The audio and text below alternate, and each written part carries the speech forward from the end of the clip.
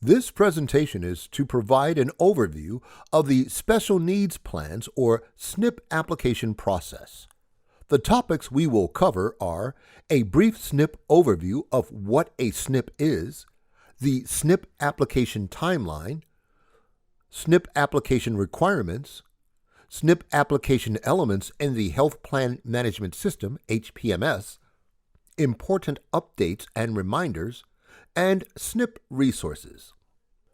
SNPs were created by Congress in the Medicare Modernization Act, MMA, of 2003 as a new type of Medicare managed care plan that focused on certain vulnerable groups of Medicare beneficiaries.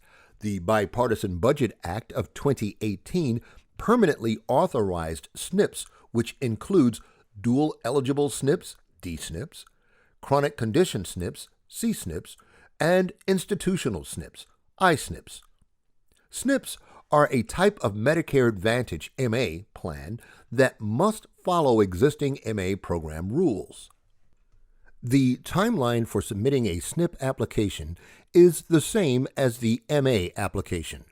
All SNP applications are due in February. An HPMS memo is sent out in January to notify plans of the application deadline. Applicants will be notified of initial review results in March.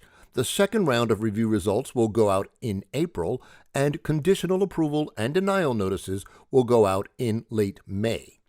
DSNPs that are conditionally approved are required to submit state Medicaid agency contracts in July. That process will be discussed later in this presentation. Now, let's go over the SNP application requirements. All SNPs must provide Part D prescription drug coverage. Organizations that want to offer a SNP must be approved at the MA level and may only operate a SNP in its MAPD approved service area. If an applicant seeks to offer different SNP types, an application must be completed for each SNP type the organization plans to offer. For example, if an organization is planning to offer a DSNP and an ISNP, you must complete both a DSNP and ISNP application. SNP applications must be triggered in HPMS. If you submit an MA application, that is strictly for MA. If you want to offer a SNP, you have to complete and submit a separate SNP application. Each year, we have situations where organizations forget to trigger the SNP application or thought they submitted a SNP application but only submitted an application for MA. Please make sure you receive a confirmation for your SNP application submission. CMS adheres to a strict deadline and does not grant extensions.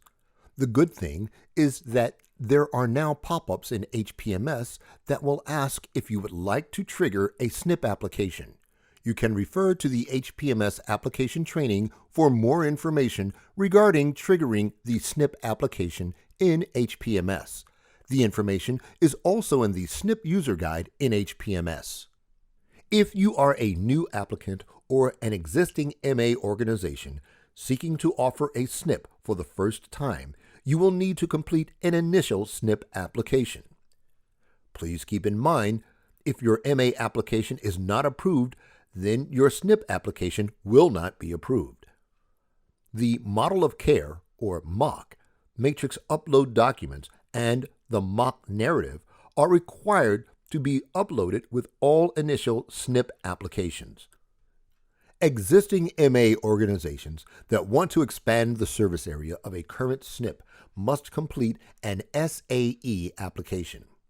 The service area of the SNP cannot exceed the existing or pending MA service area.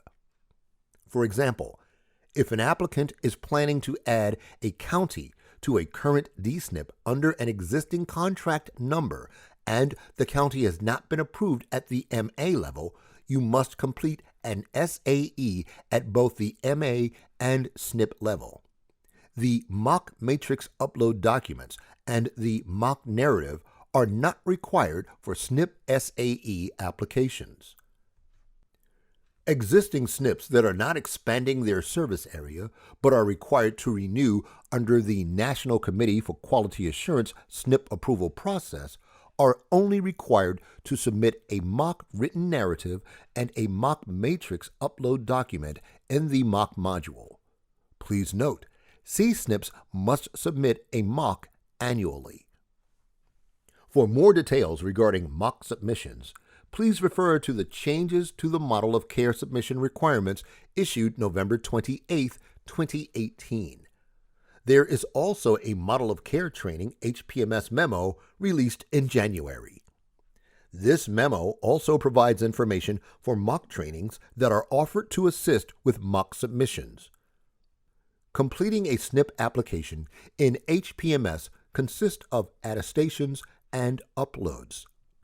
Attestations substitute for providing the actual documented evidence of the organization's anticipated ability to meet SNP requirements at the time of submitting the application, and uploads are supporting documentation that the applicant is required to submit into HPMS.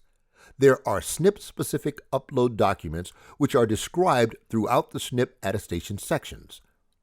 Please read the sections carefully in order to provide the information as requested. Please note, MA forms are not required along with the SNP application. These approvals are done at the MA level and must be met in order to offer a SNP. We will now go over the specific application requirements for each SNP type, starting with C-SNPs. C-SNPs restrict enrollment to special needs individuals with specific severe or disabling chronic conditions. When completing the SNP application, organizations may apply to offer a C-SNP that targets any one of the following: a single CMS-approved chronic condition. Please refer to Chapter 16B for the list of the approved 15 SNP-specific chronic conditions.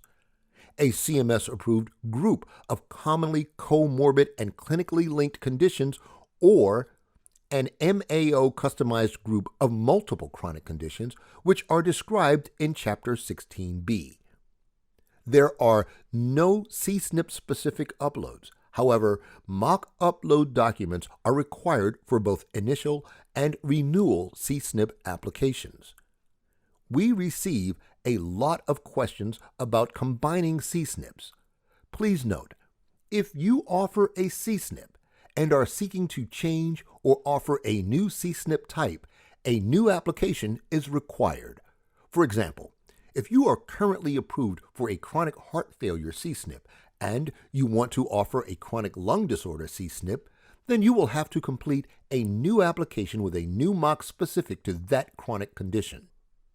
Organizations can apply to offer 3 types of I-SNPs: an institutional-only SNP, an institutional equivalent-only SNP for individuals living in the community, and a combined institutional and institutional equivalent SNP.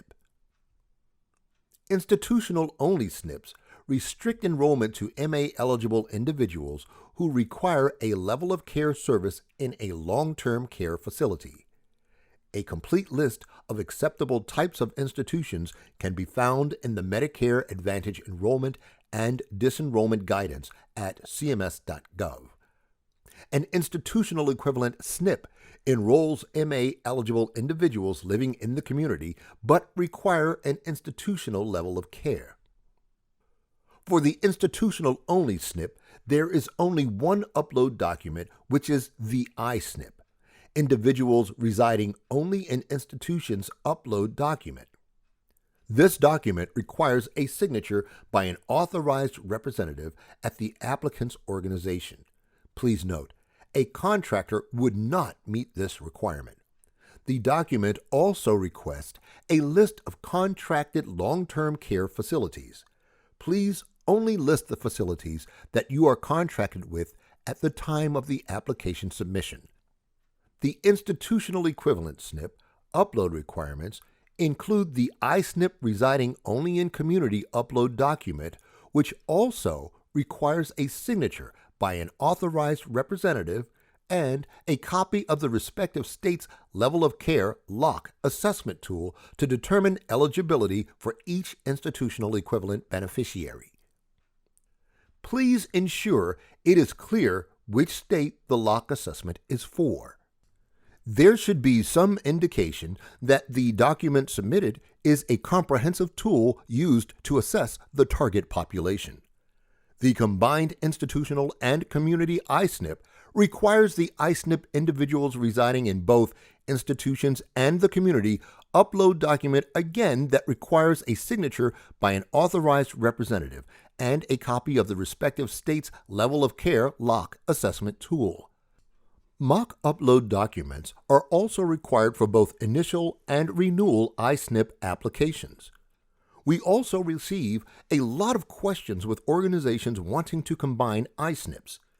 Please note, if you offer an I-SNP and are seeking to change or offer a new I-SNP type, a new application is required.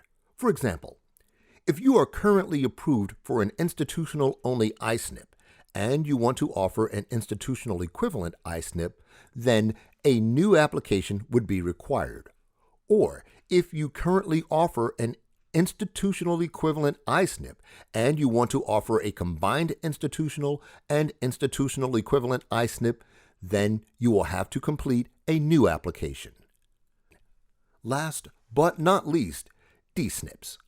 D-SNPs enroll individuals who are entitled to both Medicare and medical assistance from a state plan under Medicaid. With the D-SNP application, you are required to submit a state Medicaid agency contract and matrix, which is used to identify key elements in the state contract, the Special Needs Plan Contract Status Review Matrix, which is used to determine the D-SNP integration status, and the mock upload documents. SMAC submissions are not submitted with SNP applications. Information regarding the submission of SMACs is released in May, and all SMACs are due in HPMS in July in the D-SNP management module each year. All SMACs should be signed and executed by the July due date. D-SNP integration statutes will also be determined during the SMAC reviews. Here are a few important updates and reminders. Beginning in calendar year 2021, the 21st Century Cures Act allowed Medicare-eligible individuals with ESRD to enroll in Medicare Part C MA managed care plans. As a result, applicants are no longer required to request an ESRD waiver when completing the SNP application. All SNP applications are due in February. Please make sure you trigger the SNP application if you are applying for a SNP, and please make sure you hit Final Submit and receive a confirmation for each application you submit. I cannot stress this enough.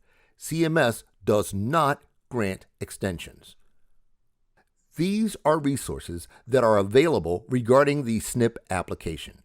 Please submit any SNP application questions to the DMAO portal and select the SNP category so that it can go directly to the SNP team. Thank you for your time.